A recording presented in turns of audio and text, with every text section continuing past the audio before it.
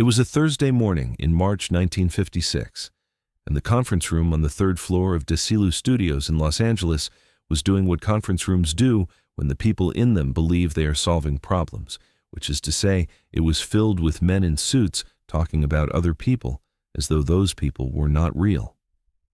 The room had windows that faced south toward the sound stages and a long table that seated 12, though only 8 chairs were occupied. There was coffee in a silver pot that nobody had touched since the meeting started at 9:15, and there was a personnel file open in front of Martin Kellerman, the head of production, who was speaking in the measured tone of a man delivering information he considered self-evident. The file belonged to a woman named Dorothy Chen. She was 41 years old. Had worked in the makeup department at Desilu for 7 years and was being discussed by 8 men who had never spoken to her directly about her work. The conversation had the particular quality of efficiency that comes from people who believe they are being practical rather than cruel. Lucille Ball was sitting at the far end of the table near the window. She had been in the room since 9, listening to production schedules and budget adjustments and a conversation about lighting equipment that had required 20 minutes and resolved nothing. She had her coffee in front of her, black, and a notepad that she had been using to track the meeting's actual decisions versus its performative discussions, which was a habit she had developed after realizing that most meetings contained far more of the latter than the former. She had not said anything for 40 minutes. This was not unusual.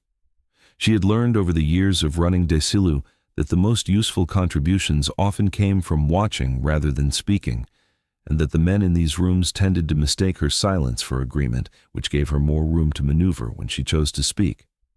Martin Kellerman was explaining the situation. Dorothy Chen's work had been, in his assessment, inconsistent. There had been complaints, he said, though he did not specify from whom or about what. There had been delays.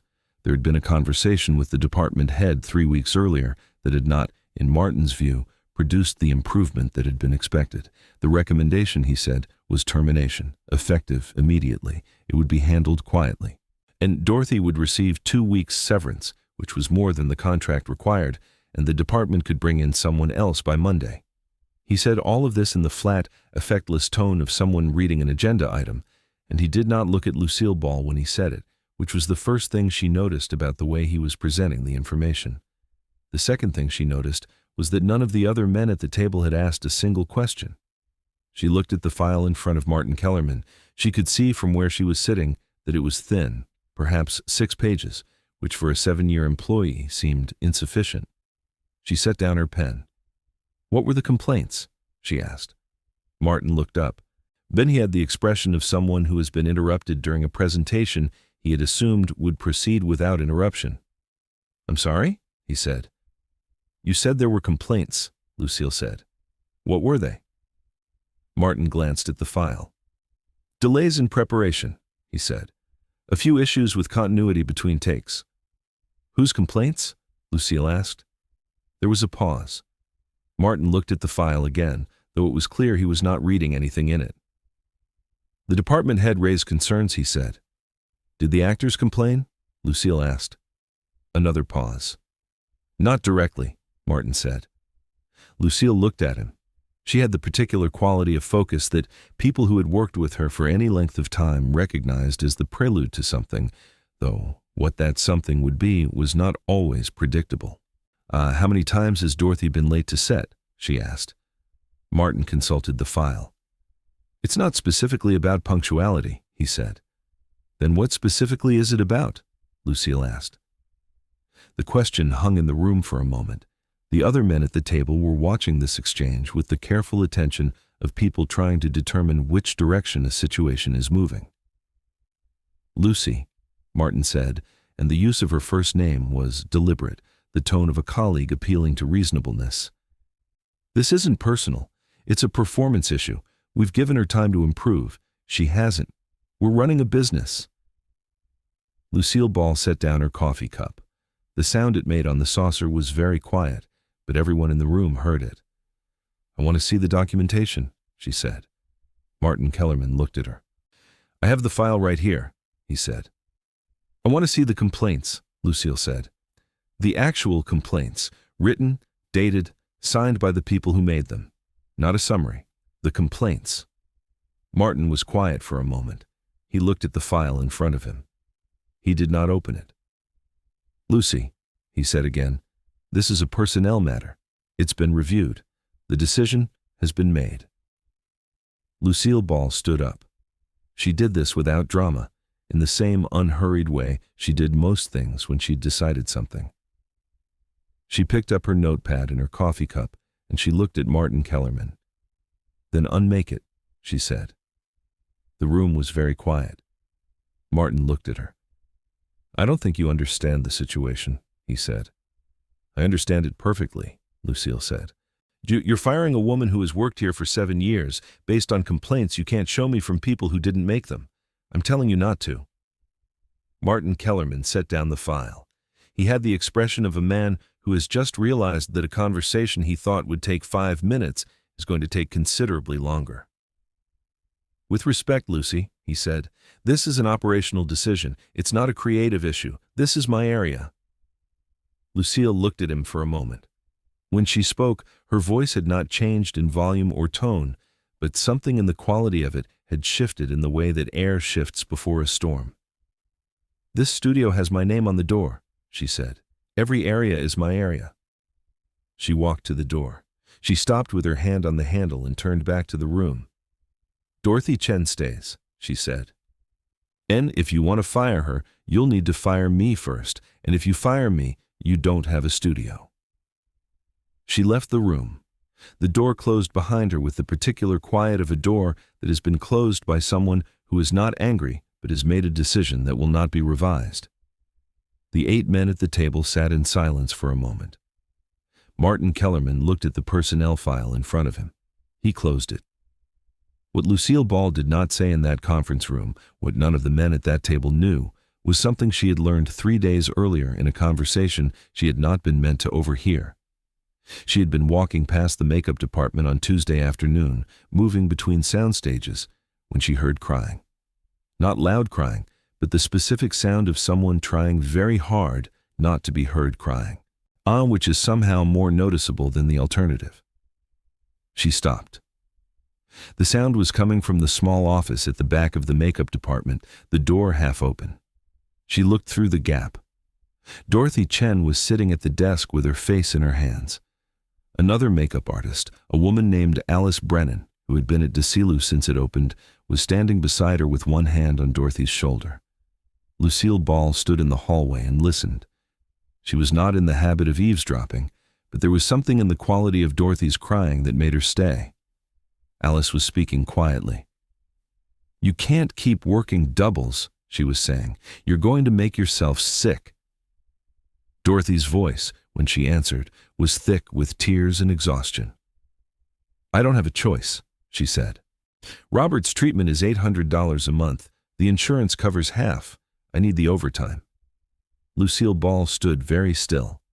Robert Chen, she knew, was Dorothy's husband. She had met him once at a studio Christmas party 3 years earlier, a quiet man who had worked as an accountant before something had happened to his health. She had not known what that something was. She knew now. "You're making mistakes," Alice said, and her voice was gentle but firm. "People are noticing. If you don't slow down, they're going to let you go." "I can't slow down," Dorothy said. "If I lose this job, we lose everything." Lucille Ball backed away from the door quietly. She walked to her office. She sat at her desk for a long time without moving. She did not make any calls that afternoon. She did not speak to anyone about what she had heard. She simply filed the information away in the part of her mind that stored the things that mattered. And she waited. 3 days later, when Martin Kellerman opened Dorothy Chen's personnel file in a conference room and recommended her termination, Lucille Ball had been ready. What happened after the meeting was not dramatic. Martin Kellerman did not resign. He did not apologize. He simply removed Dorothy Chen's file from the termination queue and returned it to active personnel.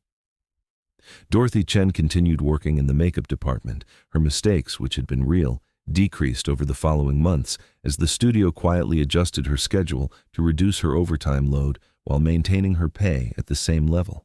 and this was accomplished through a budget reallocation that Martin Kellerman presented as his own idea in a subsequent production meeting, and which Lucille Ball accepted without comment.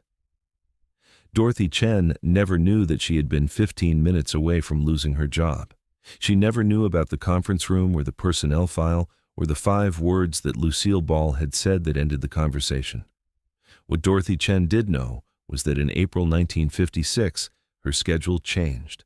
She was working fewer hours but receiving the same pay, and when she asked her department head about it, she was told that the studio had restructured the makeup department budget and she should simply accept it and not ask questions. She accepted it. She did not ask questions. Robert Chen's treatment continued. The bills were paid. 3 years later, in 1959, Robert Chen's health stabilized. He returned to part-time work. Dorothy Chen's financial crisis, which had been the invisible architecture beneath every decision she had made for 2 years, quietly resolved itself. She worked at Desilu for another 14 years. She was never late. Her work was never again described as inconsistent. When she retired in 1970, she received a letter from Lucille Ball thanking her for her years of service and her professionalism, which Dorothy kept in a frame on her bedroom wall for the rest of her life. The letter did not mention March 1956. There was no reason it would. Dorothy had not been there. Alice Brennan, the makeup artist who had stood beside Dorothy in that back office on the Tuesday afternoon, told the story years later to a younger colleague who was facing her own crisis and wondering whether anyone at the studio would notice or care. Alice told her about the schedule change in 1956 that had appeared without explanation. She told her about the rumors that had circulated afterward among the women in the makeup department, the quiet speculation about who had intervened and how. She told her about the morning in 1957 when she had been setting up for a shoot and Lucille Ball had walked through the makeup department, stopped at Dorothy Chen's station, and said, "How's Robert doing?" Dorothy had looked up, surprised that Lucille Ball knew her husband's name, let alone his health status. "Better," she had said. "Much better. Thank you for asking." Lucille had nodded once and continued walking. Alice, who had been watching from across the room, had understood in that moment what had happened 15 months earlier, and who had made it happen, and why it had been done quietly enough that Dorothy Chen would never have to carry the weight of gratitude for something she had never asked for. "That's who she was," Alice told the younger makeup artist. "She didn't save you so you'd thank her. She saved you so you could keep working." The younger makeup artist, whose name was Karen Torres, and who was facing her own impossible choice between her job and her sick mother, listened to this story standing in the same makeup department where Dorothy Chen had cried 20 years earlier. She did not lose her job. Her schedule was quietly adjusted 2 weeks later. She never knew who made the call. She suspected. She never asked. If this story reminded you that the most powerful thing a person can do is use their power for someone who has none, subscribe, leave a comment, and hit that notification bell. More stories about what it really means to be Lucille Ball, not the star, but the woman who understood that real strength is measured by who you protect when nobody's watching, are coming every single week.